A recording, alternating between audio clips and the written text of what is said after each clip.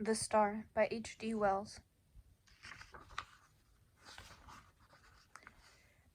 It was on the first day of the new year that the announcement was made, almost simultaneously from 3 observatories, that the motion of the planet Neptune, the outermost of all the planets that wheel around the sun, has become very erratic. Ogilvy had already called attention to a suspected retardation in its velocity in December. Such a piece of news was scarcely calculated to interest a world the greater portion of whose inhabitants were aware of the existence of the planet Neptune, nor outside the astronomical profession did the subsequent discovery of a faint remote speck of light in the region of the perturbed planet cause any very great excitement.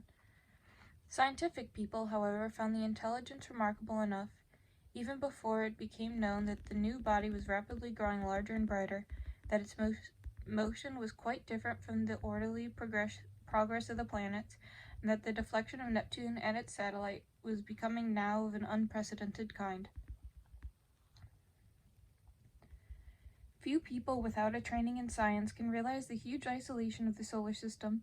The sun, with its specks of planets, its dust of planetoids, and its impalpable comets, swims in a vacant immensity that almost defeats the imagination. But beyond the orbit of Neptune there is space, vacant so far as human observation has penetrated, without warmth or light or sound, blank emptiness for 20 million times a million miles. That is the smallest estimate of the distance to be traveled before the very nearest of the stars is attained, and, saving a few comets more unsubstantial than the thinnest flame, no matter has ever to human knowledge crossed this gulf of space, until early in the 20th century this strange wanderer appeared. A vast mass of matter it was, bulky, heavy, rushing without warning out of the black mystery of the sky into the radiance of the sun. By the second day it was clearly visible to any decent instrument as a speck with a barely sensible diameter in the constellation Leo near Regulus. In a little while an opera glass could attain it.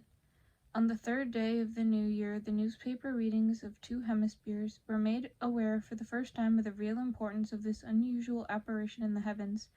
A planetary collision, one London paper headed the news, and proclaimed Dutschin's opinion that this strange new planet would probably collide with Neptune.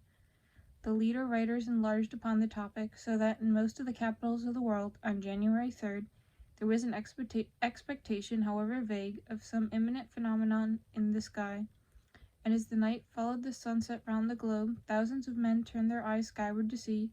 The old familiar stars were just as they had always been, until it was dawn in London, and Pollux setting, and the stars overhead grown pale. The winter's dawn it was, a sickly filtering accumulation of daylight, and the light of gas and candles shone yellow in the windows to show where people were astir. But the yawning policemen saw the thing. The busy crowds in the market stopped agape, workmen going to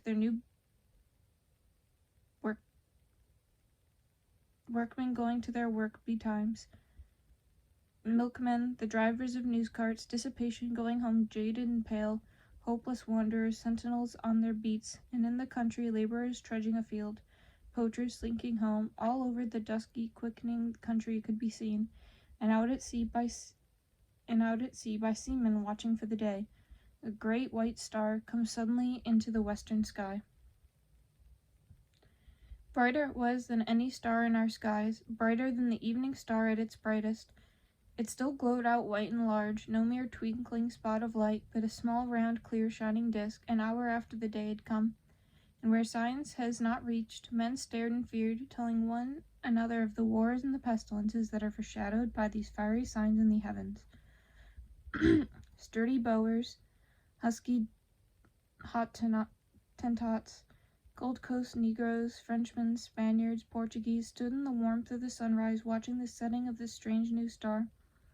And in 100 observatories there had been a suppressed excitement, rising almost to a shouting pitch, as the 2 remote bodies had rushed together, and, a hurrying to and fro, to gather photographic apparatus and spectroscope, and this appliance and that, to record this novel astonishing sight, the destruction of a world, for it was a world, a sister planet of our Earth, far greater than our Earth indeed, that had been so suddenly flashed into flaming death.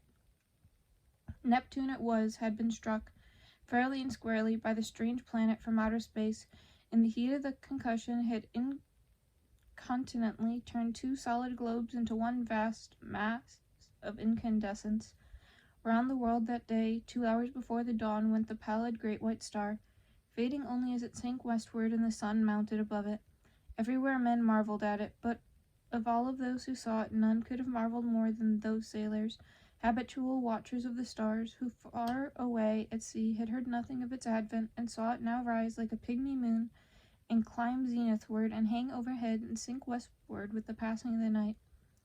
And when next it rose over Europe, everywhere were crowds of watchers on hilly slopes, on house roofs, in open spaces, staring eastward for the rising of the great new star. It rose with a white glow in front of it, like the glare of a white fire, and those who had seen it come into existence the night before cried out at the sight of it.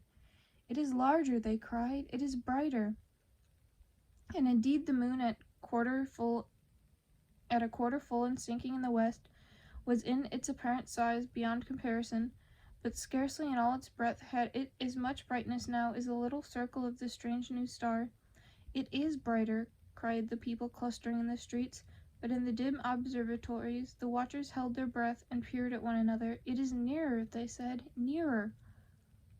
And voice after voice repeated, "It is near," and the clicking telegraph took that up, and it trembled along telephone wires, and in 1,000 cities grimy compositors fingered the type. "It is near." Men writing in offices, struck with a strange realization, flung down their pens upon a grotesque possibility in those words. It is nearer. It hurried along walk-in streets. It was shouted down the frost-swilled ways of quiet villages. Men who read these things from the throbbing tape stood in yellow-lit doorways, shouting the news to the passer-by. "It is nearer." Pretty women, flushed and glittering, heard the news, told jestily between the dances, and feigned an intelligent interest they did not feel. Nearer, indeed! How curious! How very, very clever people must be to find out things like that! Lonely tramps faring through the wintry night murmured those words to comfort themselves, looking skyward. It has need to be nearer, for the night's as cold as charity. Doesn't seem much warmth from it if it is near all the same. "What is a new star to me?" cried the weeping woman kneeling beside her dead. The schoolboy, rising early for his examination work, puzzled it out for himself, with the great white star shining broad and bright through the frost flowers of his window. Centripetal, he said, with his chin on his fist. "Stop a planet with its flight, rob it of its centrifugal force. What then? Centripetal has it, and down it falls into the sun. And this! Do we come in the way? I wonder." The light of that day went the way of its brethren, and with the later watches of the frosty darkness rose that strange star again, and it was now so bright that the waxing moon seemed but a pale yellow ghost of itself, hanging huge in the sunset. It was a South African city a great man had married, and the streets were alight to welcome his return with his bride. "Even the skies have illuminated," said the flatterer. Under Capricorn, two Negro lovers, daring the wild beasts and evil spirits for love of one another, crouched together in a canebrake where the fireflies hovered. "That is our star," they whispered, and felt strangely comforted by the sweet brilliance of its light. The master mathematician sat in his private room and pushed the papers from him. His calculations were already finished. In a small white phial there still remained a little of the drug that had kept him awake and active for 4 long nights. Each day, serene, explicit, patient as ever, he had given his lectures to his students, and then had come back at once to this monumentous calculation. His face was grave, a little drawn and hectic from his drugged activity. For some time he seemed lost in thought. Then he went to the window, and the blind went up with a click. Halfway up the sky, over the clustering roofs, chimneys, and steeples of the city, hung the star. He looked at it as one might look into the eyes of a brave enemy. "You may kill me," he said after a silence, "but I can hold you, and all the universe for that matter, in the grip of this little brain. I would not change, even now." He looked at the little phial. There will be no need of sleep again, he said. The next day at noon, punctual to the minute, he entered his lecture theatre, put his hat on the end of the table as his habit was, and carefully selected a large piece of chalk. It was a joke among his students that he could not lecture without the piece of chalk to fumble in his fingers, and once he had been stricken to impotence by their hiding his supply. He came and looked under his grey eyebrows at the rising tiers of young fresh faces, and spoke with his accustomed studied commonness of phrasing. Circumstances have arisen, circumstances beyond my control, he said, and paused, which will debar me from completing the course I had designed. It would seem, gentlemen, that I may put the thing clearly and briefly, that man has lived in vain. The students glanced at one another. Had they heard all right? Mad? Raised eyebrows and grinning lips there were, but one or two faces remained intent upon his calm, gray-fringed face. It will be interesting, he was saying, to devote this morning to an exposition, so far as I can make it clear to you, of the calculations that have led me to this conclusion. Let us assume, he turned toward the blackboard, meditating a diagram in the way that was usual to him. What was that about lived in vain? Whispered one student to another. Listen, said the other, nodding towards the lecturer. And presently they began to understand.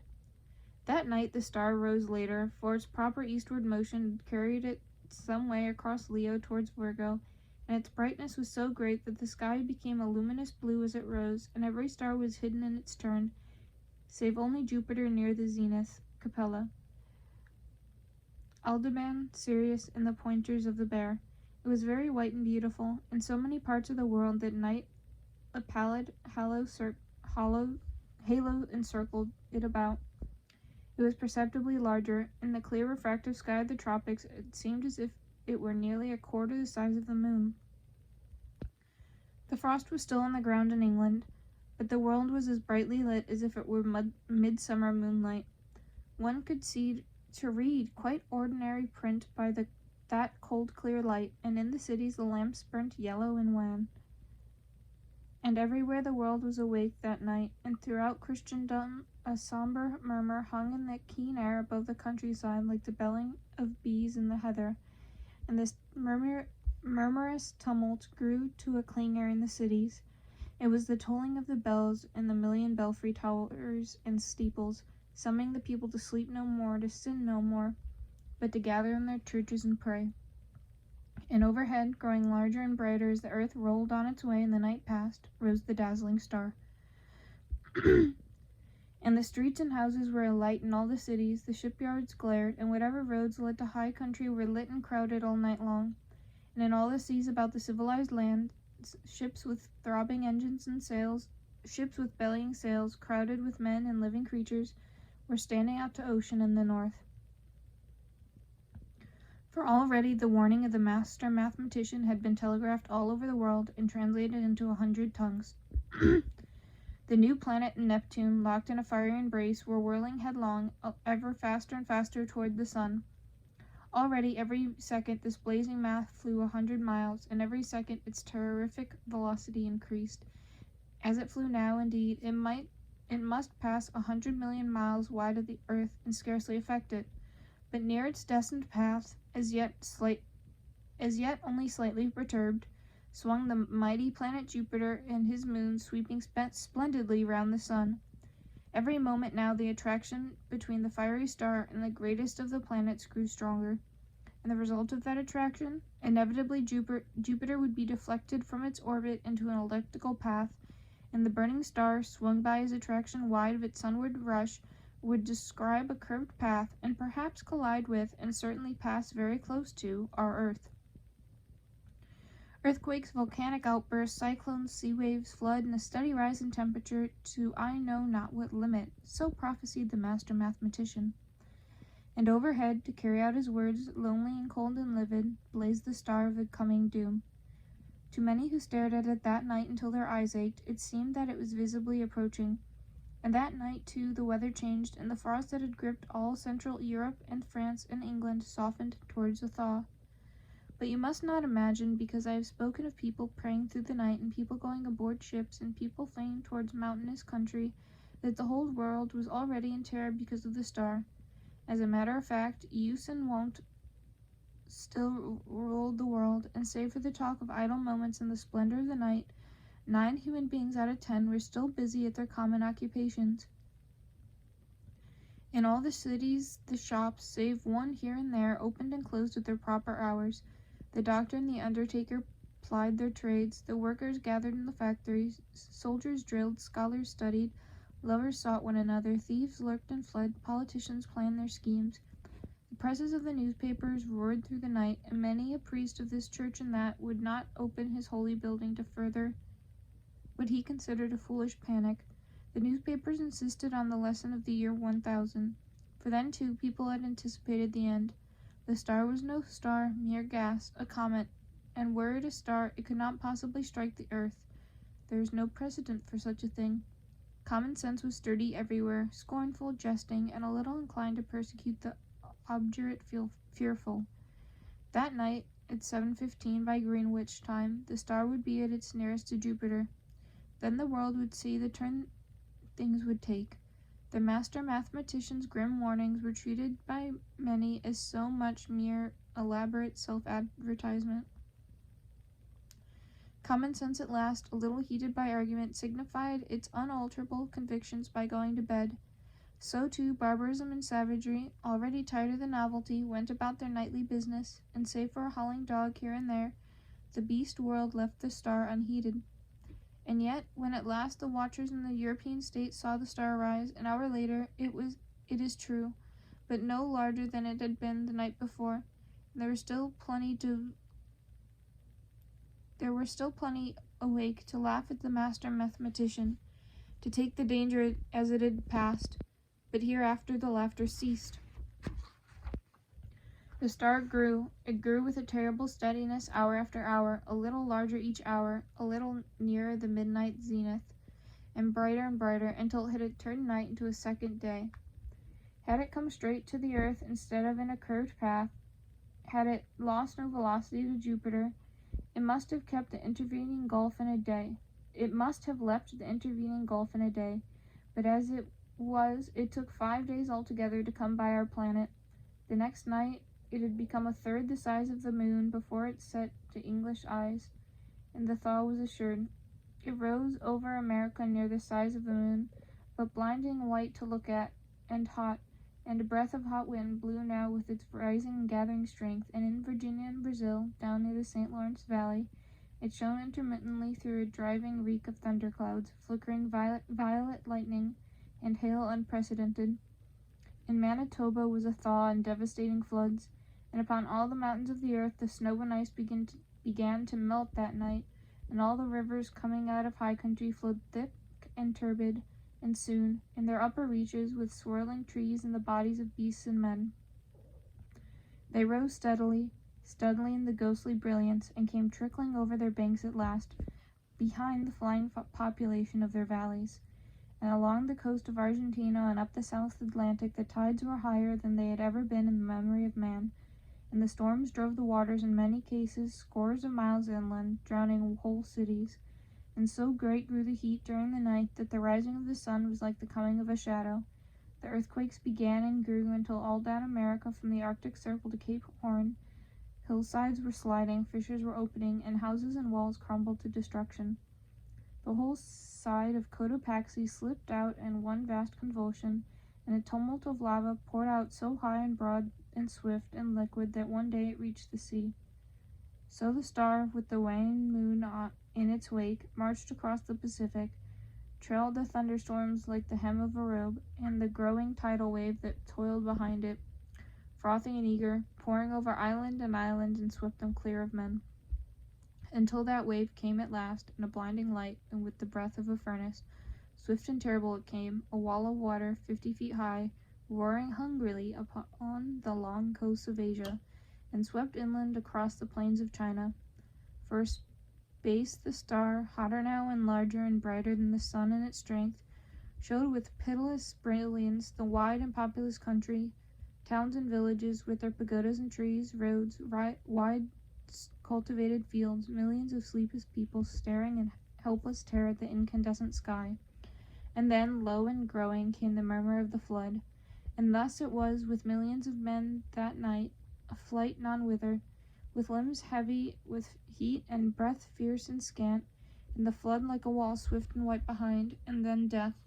China was lit, glowing white, but over Japan and Java and all the islands of eastern Asia, the great star was a ball of dull red fire because of the steam and smoke and ashes the volcanoes were spouting forth to salute its coming.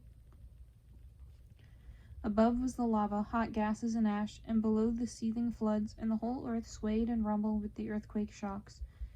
Soon the immemorial snows of Tibet and the Himalaya were melting and pouring down by 10 million deepening converging channels upon the plains of Burma and Hindustan.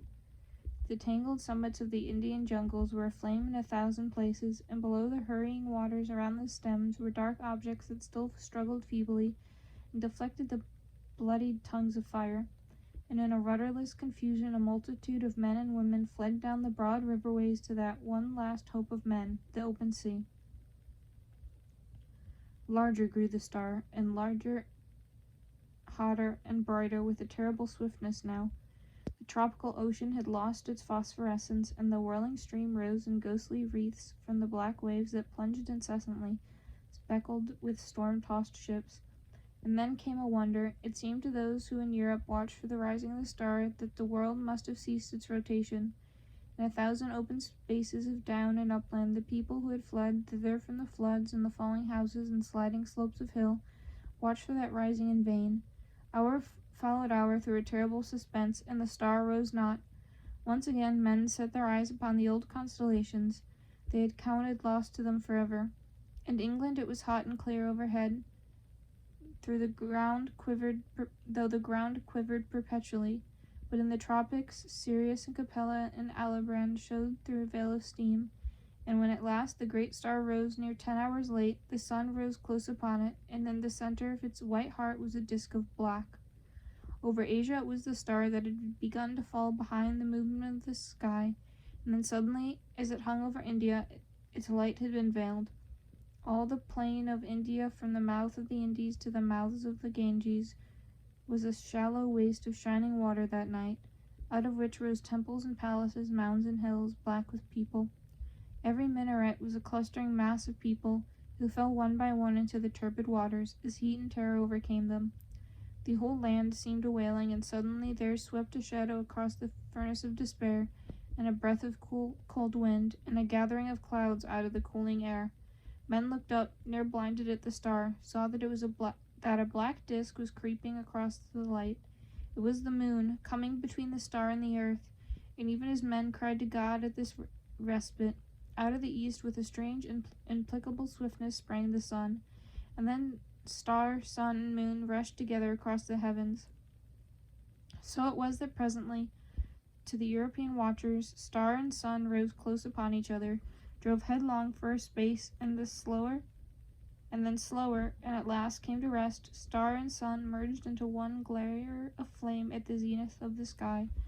The moon no longer eclipsed the star, but it was lost to sight in the brilliance of the sky, and though those who were still alive regarded it for the most part with that dull stupidity that hunger, fatigue, heat, and despair engender, there were still men who could perceive the meaning of these signs.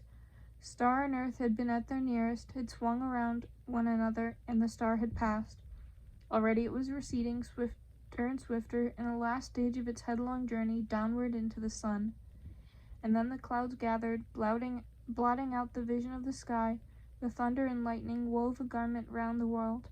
All over the earth was such a downpour of rain as men had never before seen, and where the volcanoes flared red against the cloud canopy, there descended torrents of mud. Everywhere the waters were pouring off the land, leaving mud-stilted ruins, and the earth littered like a storm-worn beach with all that had floated, and the dead bodies of the men and brutes, its children. For days the waters streamed off the land, sweeping away soils and trees and houses in the way, and piling huge dikes and scooping out titanic gullies over the countryside. Those were the days of darkness that followed the star and the heat. All through them, for many weeks and months, the earthquakes continued. But the star had passed, and men, hunger-driven and gathering courage only, slowly might creep back to their ruined cities, buried granaries, and sodden fields. Such few ships as had escaped the storms of that time came stunned and shattered and sounding their way cautiously through the new marks and shoals of once familiar ports. And as the storm subsided, men perceived that everywhere the days grew hotter than of yore, and the sun larger, and the moon, shrunk to a third of its former size, took now 80 days between its new and new.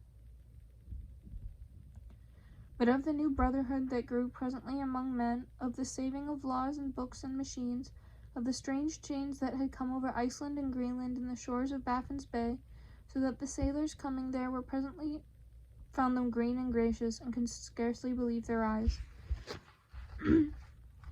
This story does not tell, nor of the movement of mankind now that the earth was hotter, northward and southward towards the poles of the earth. It concerns itself only with the coming and passing of the star. The Martian astronomers, for there are astronomers on Mars, although they are very different beings from men, were naturally profoundly interested by these things. They saw them from their own standpoint, of course. Concerning the mass and temperature of the missile that was flung through our solar system into the sun, one wrote, "It is astonishing what little damage the earth, which it missed so narrowly, has sustained.